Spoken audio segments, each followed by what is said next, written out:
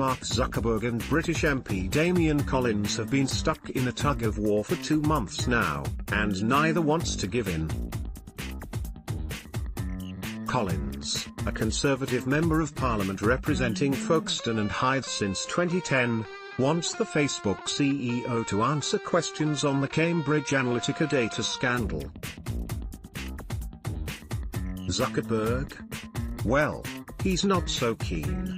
Collins chairs Parliament's Digital, Culture, Media and Sport, DCMS, committee, which began investigating the issue of fake news almost a year ago. Initially the inquiry was scheduled to conclude at the beginning of 2018, but the date kept getting pushed back. Then this spring all hell broke loose when Facebook disclosed that personal data belonging to 87 million users had been gathered by Cambridge Analytica, a data consultancy firm best known for working on Donald Trump's presidential election campaign.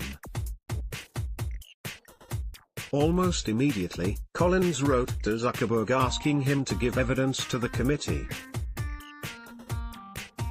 The reply came in late March. It was a resounding no. The Facebook chief went on to testify before the US Congress in April and the European Parliament in May. But when it comes to the UK, he stood his ground. In his place, Zuckerberg sent his right-hand man, Facebook CTO Mike Schroepfer.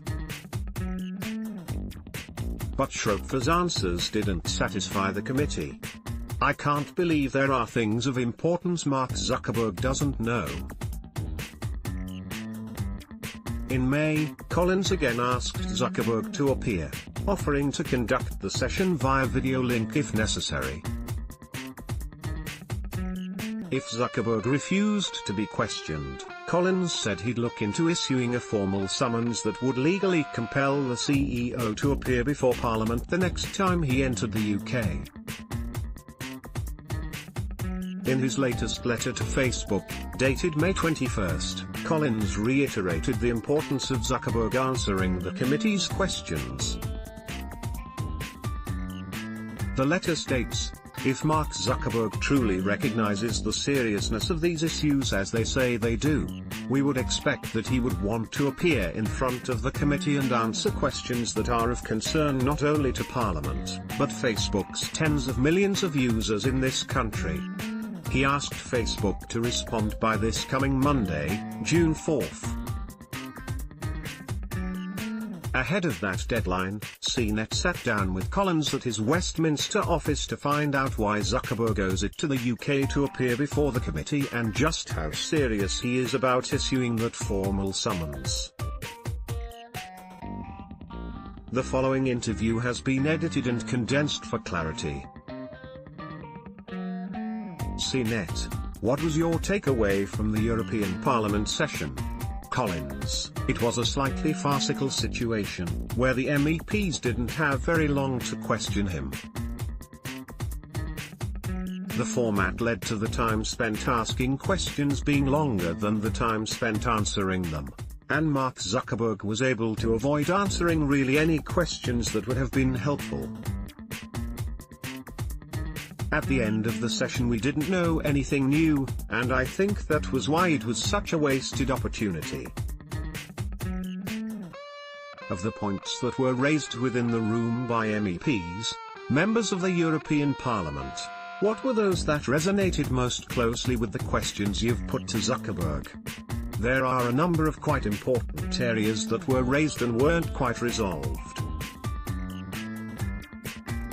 British Conservative MEP Syed Kamel in particular made an important point about the way in which Facebook gathers data about non-Facebook users and about Facebook users when they're not on Facebook.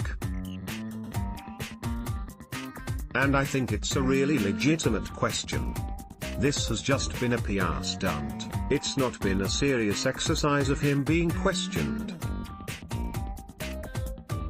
On the issue about transparency and democracy, which came up, we still don't know whether there were other developers like Alexander Kogan that accessed data and passed it on to third parties. It's been more than 2 months since the Kogan data breach went public. It's been 3.5 years since Facebook knew about it, and yet they still can't answer those questions. What was your reaction to hearing that Zuckerberg was going to be in Europe giving evidence to the European Parliament, but that he wasn't going to come here to the UK? It's very frustrating. I think because he's in Europe he should come to the UK. The Cambridge Analytica Alexander Kogan data breach has been the gateway into this issue for many people. The work was done in Cambridge University. The company that benefited from it is headquartered in London. 1 million UK Facebook users were affected by Alexander Kogan's work, and we know as well that there was intent from the Russians to target voters in the UK with advertising through Facebook. The extent of that is greater than Facebook initially acknowledged it was, and I think we have the right to question him about those things too. The investigation and the story was broken by a UK newspaper, who Facebook threatened to take legal action against in the process. So there's a particular interest that people in this country have because of the involvement of British newspapers, British academics, British companies in this story. Protesters demonstrate outside the London meeting where Facebook CTO Mike Schroepfer was questioned in April. Daniel Leela-Levis, AFP/Getty Images. After engaging in this back and forth with the company for several months, do you now have some sense of why Zuckerberg is reluctant to come here? The issue is the format. The trouble with the way Mark Zuckerberg has consented to be questioned so far is that the length of the hearings is actually immaterial. It's the format of the hearing that makes questioning very difficult, because none of the members have had any time to go back and question him. Facebook might think it has been very clever. They've given the impression of openness. If you look at the hearing in the Senate, Senator Kamala Harris from California posed some really tough questions. If she'd have 20 minutes rather than 4 minutes, I think that session would have been a lot more effective. And I think what our committee does is allow the members to question the witnesses for sustained periods, and that makes it much harder for people to avoid answering questions.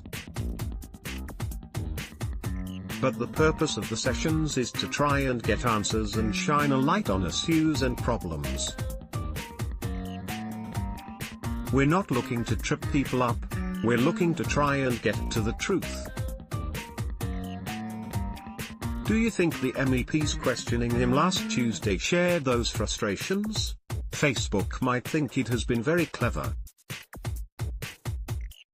They've given the impression of openness, but they've done it in a way Mark Zuckerberg can easily control. In the European Parliament he could more or less pick or choose what he answered.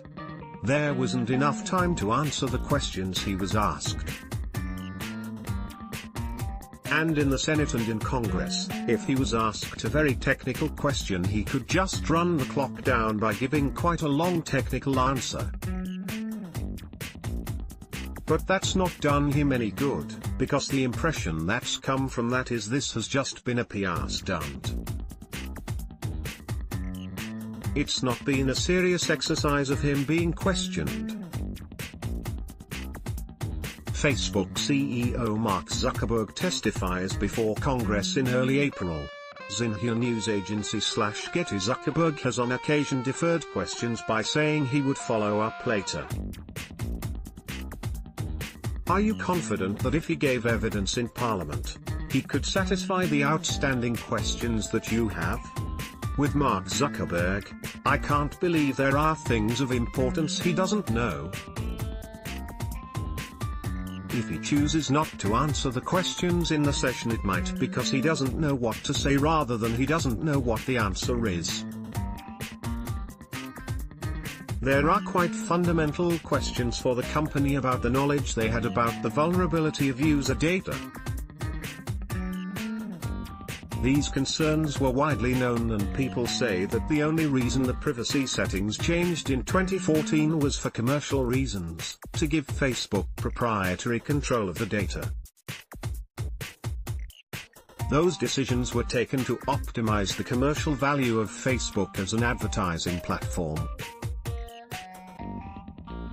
And these are important strategic decisions the company took, which obviously Mark Zuckerberg is central to.